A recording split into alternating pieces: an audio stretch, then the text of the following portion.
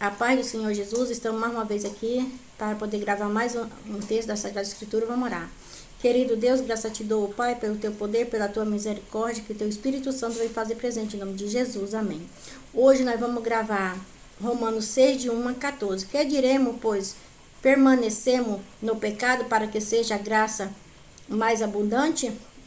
Claro que não, nós não devemos permanecer no pecado, de modo nenhum. Como viveremos ainda no pecado, nós que para ele morremos? Como é que nós vamos viver no pecado se para o pecado nós morremos, né? Ou porventura ignorai que todos nós que fomos batizados em Cristo Jesus, fomos batizados na sua morte, né? Por quê? Porque quando nós somos batizados, né, os nossos pecados ali são apagados, nós nascemos para uma nova vida, nós somos uma nova pessoa em Cristo Jesus. Fomos, pois, sepultados com ele na morte pelo batismo, né? Então, nós fomos sepultados no nosso pecado ali, na morte pelo batismo, para que, como Cristo foi ressuscitado entre os mortos, pela glória do Pai, assim também andemos em novidade de vida, né? Então, assim como Cristo, né, foi ressuscitado dentre os mortos, pela glória do Pai, que é Deus, né? Assim também andamos em novidade de vida. Nós vamos fazer, né, por onde andar e fazer a vontade de Deus. Porque se formos unidos com ele da semelhança de sua morte, né, ali como nós somos batizados, né, como nós fomos batizados, certamente seremos também na semelhança da sua ressurreição. Então nós também seremos na semelhança da ressurreição dele. Sabemos isso, que foi crucificado ele, o nosso velho homem, né? Então ali foi crucificado o nosso velho homem, para que com o corpo do pecado seja destruído e não sirvamos o pecado como escravo, né? Então ali o nosso pecado ali foi destruído, para que nós não vamos servir o pecado como escravo, né? Porquanto quem morreu está justificado do pecado, né? Então quando nós morremos ali no batismo ali, nós morremos para a velha pessoa e nascemos para a nova pessoa, né? Uma nova pessoa. Está justificado pelo pecado. Ora, se já morremos em Cristo, cremos que também com ele viveremos. Então assim, ali nós morremos em Cristo, né? Nós largamos a nossa velha vida e levamos uma nova vida, né? Nós também seremos com ele glorificados, né? Sabendo dores de que, havendo Cristo ressuscitado dentre os mortos, já não morre a morte já não tem domínio sobre ele, né? Então ali como sabemos que Jesus ali, ele foi ressuscitado entre os mortos e a morte já não tem domínio sobre ele, pois quanto a ter morrido de uma vez para sempre, morreu para o pecado, mas quanto viver, vive para Deus. Então ali quando nós morremos uma só vez, morremos para o pecado, e quando nós vivemos, vivemos para Deus.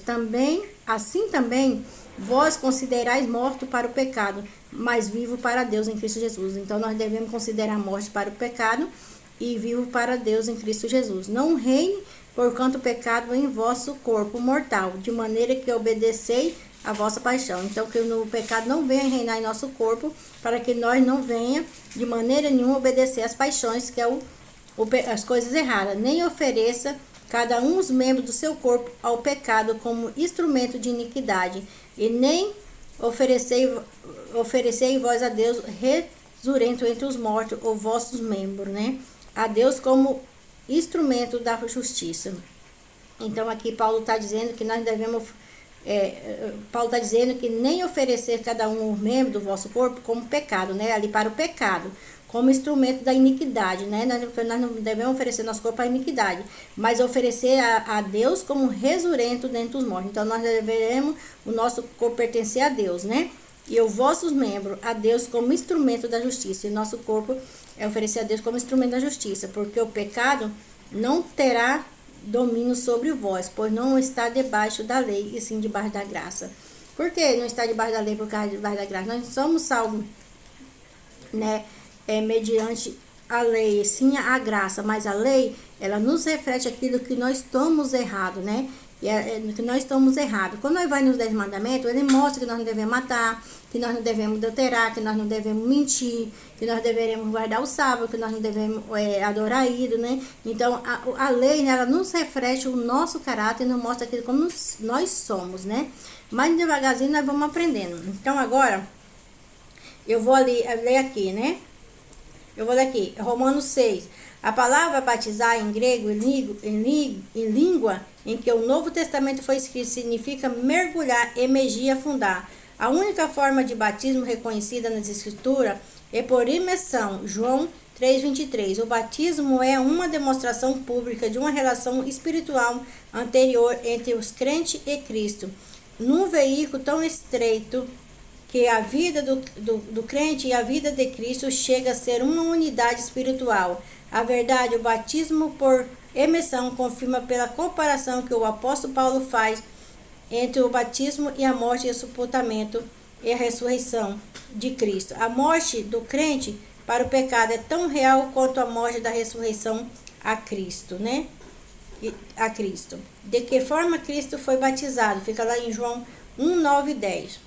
Paulo apresenta nesse verso o profundo significado do batismo da imersão. Representa a morte da pessoa para o pecado, de modo tão completo como foi a morte de Cristo. O batismo deve ensinar e a fim da velha forma da vida é única nova, assim depois de haver sido simbolicamente sepultada nas águas para o pecado. As pessoas experimentam uma ressurreição com Jesus para uma nova vida. Por uma nova vida. Né? Que Deus possa nos abençoar a cada dia, que nós possamos aprender a palavra de Deus a todo momento. Que convite feito, o apóstolo Paulo apresenta a urgência quando a decisão de ser batizado. Fica lá em Atos, né? 22:16. Vamos agradecer, querido Deus, graças a ti dou por tudo, em nome de Jesus. Amém.